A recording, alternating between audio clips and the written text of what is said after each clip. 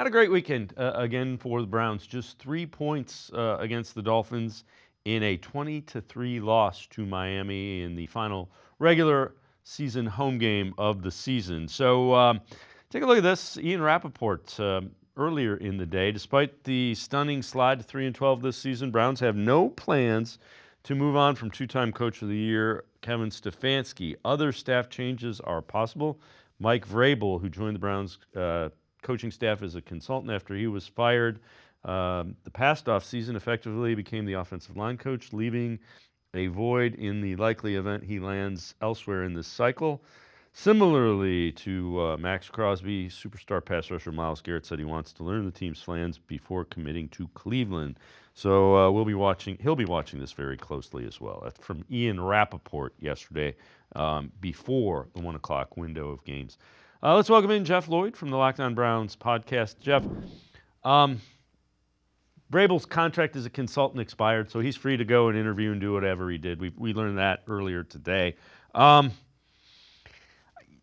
Garrett, I think what Myles Garrett is saying is, I want to be a part of a really big rebuild, which means he pretty much wants it to be a tweak as opposed to a complete overhaul. That's the way, when I hear that, that means, Myles, if you intend on bringing in a new coach and a new GM and stripping it down, I'm out. I definitely think, and I think this is where people probably misunderstood it. I did take it kind of as a, hey, I kind of like the guys we're working for. If there was any way you were probably going to take that maybe there was a slight to it, my honest belief is it's got to be about the quarterback position. Look, Myles is no fool. He's been in this league for a long time.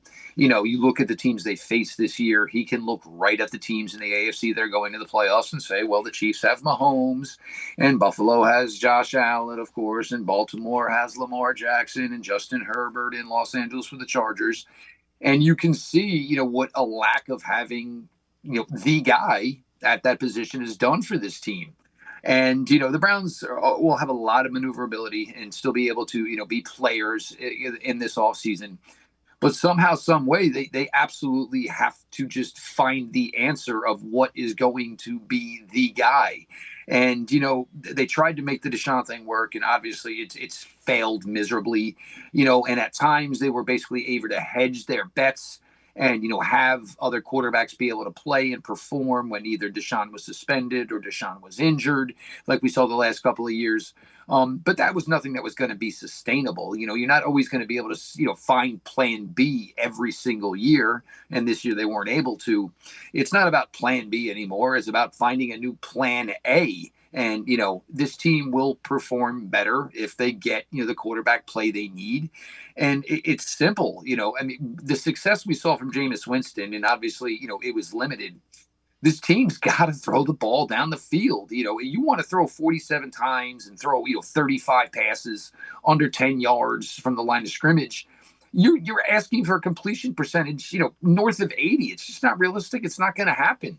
The Browns need to find a quarterback. And, look, whether or not, Joel comes back, I don't know.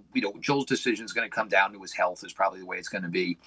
But, Myles needed to say what needed to be said. He needed to let this team know that, look, guys, we gave this 3 years. It's not working. And I'm not really in the business of sticking around for a fourth because he just does not believe it'll work the way it currently is.